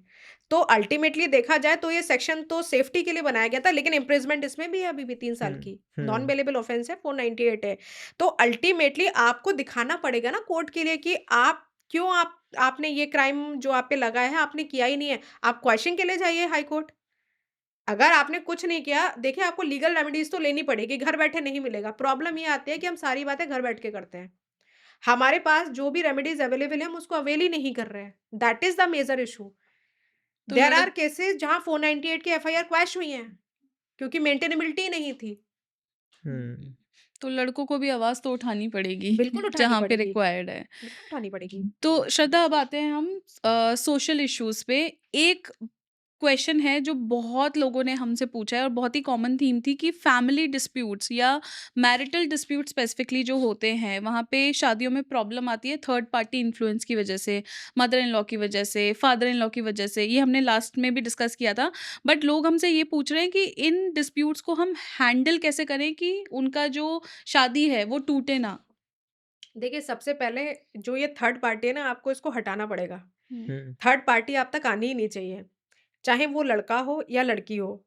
मोस्टली क्या होता है ना कि दोनों तरफ फीडिंग बहुत चलती है। जहाँ पर लड़की अपने इन-लॉज़ के साथ में रह रही है, वहाँ मदर को अपडेट चाहिए होता है। सारे केसेज़ में नहीं, बस मेजॉरिटी ऑफ द केसेज़ में हम देखते हैं कि लड़की डेली घर से बात कर रही है। करना चाहिए, अपना घर छोड़ के वो आई है, घर को त्यागा नहीं है। अपनी वेल-बीइंग लो, उनका पूछो, अपना बताओ। बट आपके घर में क्या हो रहा है, ये वहाँ कम्युनिकेट नहीं होना चाहिए। और ये मदर्स की भी रिस्पॉन्सिबिलिटी है, ये उस लड़की के फादर की भी रिस्पॉन्सिबिलिटी है कि वो उनसे अपडेट ना ले। कि ससुराल में क्या चल रहा है या हस्बैंड वाइफ के बीच में अगर कोई लड़ाई झगड़ा हो गया, मनमुटाव हो गया तो उसके बारे में पूछे। सेम अप्लाइज़ टू लड़के के घर वाले भी। अगर हस्बैंड और वाइफ के बीच में कोई भी डिस्प्यूट है या 4 बर्तन हैं तो खटकेंगे। हस्बैंड वाइफ की लड़ाई अगर हो गई है तो मदर इन लॉ को ये एंश्योर करना चाहिए कि हस्बैंड वाइफ के बीच की लड़ाई है, वहाँ मदर इन लॉ को इंटरप्ट नहीं करना चाहिए। हस्बैंड वाइफ के बीच में क्या चल रहा है, मदर इन लॉ को नहीं बोलना चाहिए। और लड़के की भी रिस्पॉन्सिबिलिटी है कि वो अपनी मदर की फीडिंग लेकर के आके लड़की तक नहीं लेकर के आए। तो हम्म। जहाँ दोनों पार्टीज़ इसको सेग्रीगेट कर देंगी ना कम्युनिकेशन के लिए, वहाँ पर डिस्प्यूट होना ही बंद हो जाएगा। तो ये दोनों पार्टीज़ की रिस्पॉन्सिबिलिटी है कि अपने फैमिलीज़ का इन्वॉल्वमेंट अपने पर्सनल रिलेशनशिप में ज़ीरो करें। You won't believe I am dealing a case और वो एक आईपीएस का है। वहाँ पर दिक्कत ही यही है कि लड़के की भी मदर है और लड़की की भी मदर है। लड़की और उनका 15 साल का रिलेशनशिप था। ओह! हुँ। 15 साल के रिलेशनशिप के बाद उनकी शादी हुई और शादी के कुछ महीने बाद वो घर पे चली गई। अब डिस्प्यूट का क्या रीज़न था, मदर इन लॉ ने ये कह दिया था कि घर में कुछ टाइम पीरियड के लिए अगर कोई गेस्ट आता है तो सूट पहन लो। सिर्फ़ ये रीज़न था, मदर इन लॉ घर का सारा काम वग़ैरह कर रही थी। लड़की की मदर का डेली कॉल करके होता था कि जिस तरीके से तुम रही हो, तुम उस तरीके से रहो। यहाँ पर मुझे ऐसा लगता है कि जो कम्युनिकेशन होना चाहिए था, वो मदर इन लॉ और वाइफ़ के बीच में होना चाहिए था और लड़के को ये समझाना चाहिए था, कुछ टाइम का रिचुअल्स है, इसे फ़ॉलो कर लो और लड़की कर भी लेती। पर मदर इन लॉ सिंगल है, फादर नहीं है उस लड़की का। मदर इन लॉ ने उसको ये समझाया कि तुम जैसे रहती हो, तुम वैसे ही रहो, तुमको खुद को चेंज करने की ज़रूरत नहीं है। शादी हुई है, आप जिस घर में छोटे से बड़े पैदा हुए हो, आप ससुराल में आ रहे हो। आप अपने घर में शॉर्ट्स पहन के घूमते हो, क्या ससुराल में इमीडिएटली आकर के शॉर्ट्स पहन के घूम पाओगे? बहुत डिफ़िकल्ट है। आपको इस चीज़ को एन्श्योर करना पड़ेगा कि आप एक दूसरे माहौल में आकर के रह रहे हो, वहाँ के अपने कस्टम्स हैं, अपने रिचुअल्स हैं। कुछ टाइम के लिए उसको फ़ॉलो करने में कोई हर्ज नहीं है। ऐसी कोई बात को नहीं मानो जो कि अनएथिकल हो। बट अगर किसी भी रिचुअल्स को अगर फ़ॉलो करना है तो कोई दिक्कत नहीं है, उसको करना चाहिए, मेरा ये मानना है। अगर मम्मी की अगर फीडिंग नहीं होती वहाँ पर तो उसका घर बच जाता। अब लड़का इतना परेशान है, ना ही तो डाइवोर्स देने के लिए रेडी है, ना ही वापस आने के लिए रेडी है, क्योंकि 15 साल का रिलेशन है। क्योंकि 15 साल का रिलेशनशिप है। अब यहाँ पर जो मदर इन लॉ है उसको भी समझाया गया कि ये जैसे रह रही है इनको रहने दो। अब मदर इन लॉ को तो समझ में आ गया बट लड़की की माँ को नहीं समझ में आया। अब यहाँ पर उसकी मदर को ये समझना चाहिए कि हर किसी के पेरेंट्स के अपने लाइफ स्पैन है। आज हैं, कल नहीं होंगे, ये ग्राउंड रियलिटी है। सबका एक रेशियो है जाने का।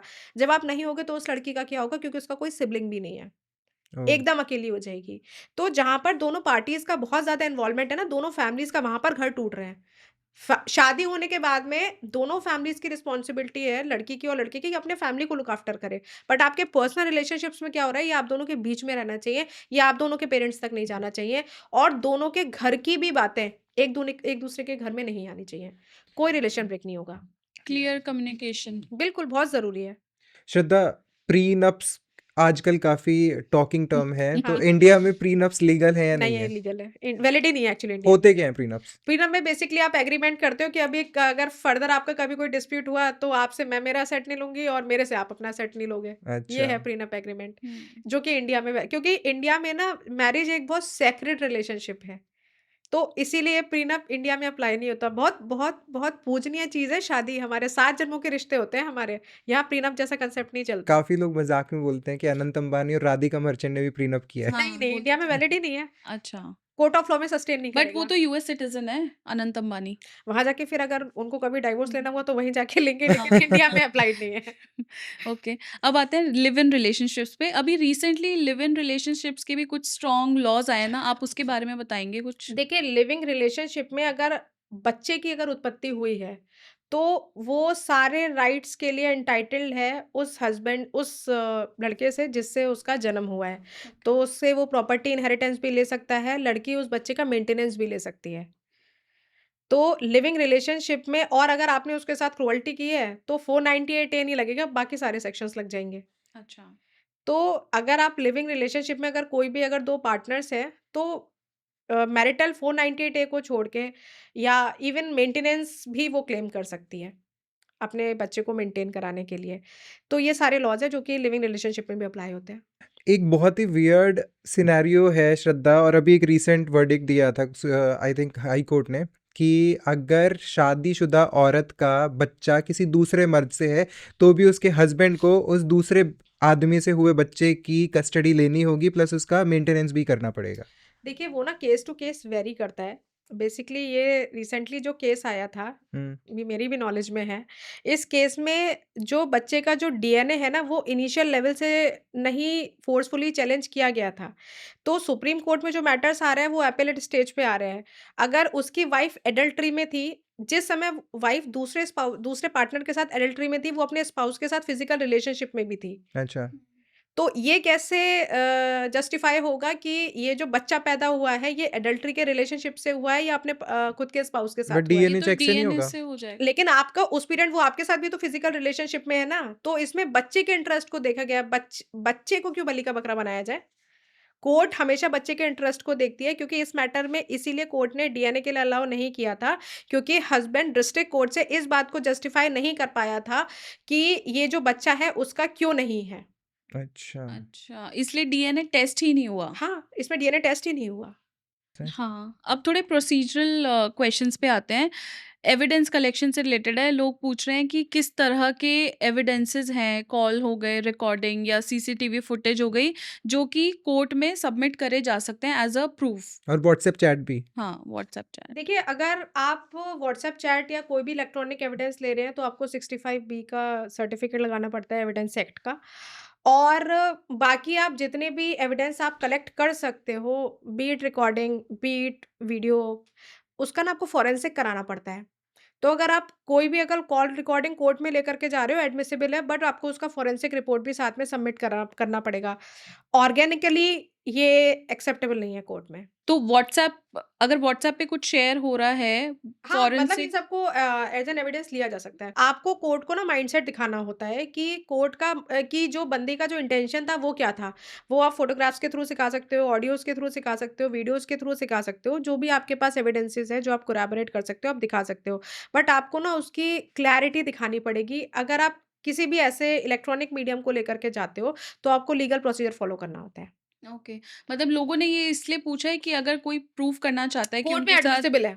ओके, कि उनके साथ मेंटल या फिर फिजिकल हरासमेंट हो रहा है, वो हाँ, हाँ। प्रूफ करने के हाँ, लिए। हाँ, तो कोर्ट में एडमिसिबल है। Medicals are admissible in court. ठीक है श्रद्धा, सो पॉडकास्ट को एंड की तरफ लेकर चलते हैं। और काफ़ी अमेजिंग डिस्कशन था। प्लस यहाँ पे ना एक पॉइंट मैं देना चाहूँगा कि बॉलीवुड काफ़ी मूवीज़ बनाता है, चाहे वो पीके हो या फिर कनप्पा, जहाँ पे हिंदू रिलीजन में जो गलतियाँ हैं वो दिखाई जाती हैं। उन मूवीज़ के लिए हिंदू मेजॉरिटी जो लोग हैं वो बोलते हैं कि हमारे रिलीजन को टारगेट किया जा रहा है। हम्म, दूसरी तरफ हक जैसी मूवी बनाई जाती है जहाँ पे मुस्लिम्स बोलते हैं कि हमारे रिलीजन को टारगेट किया जाता है। सो कहीं ना कहीं हमें ये धर्म का चश्मा उतार के हमारे धर्म में क्या गलत है क्या सही है उस चीज़ को पहचानने की ज़रूरत है, और एक अच्छा सोसाइटी हमारे आने वाली पीढ़ी को देने की ज़रूरत है। सो उसी नोट के साथ I think let's end this podcast. और काफ़ी अमेजिंग पॉडकास्ट था। Thank you so much. Thank you Thank so you. Much. Thank you and for your time. Viewers के लिए एक चीज़ ध्यान रखिए, इकरा, पढ़ और समझ। यस, और अगर किसी के साथ कोई ज्यादती हो रही है, आपके साथ कुछ भी हो रहा है, तो जाएं, जुडिशियल सिस्टम जो हमारी देश ने बनाया हुआ है उसका फायदा लें और आवाज उठाएं। बिल्कुल। जय हिंद। जय जय हिंद, जय हिंद। भारत। या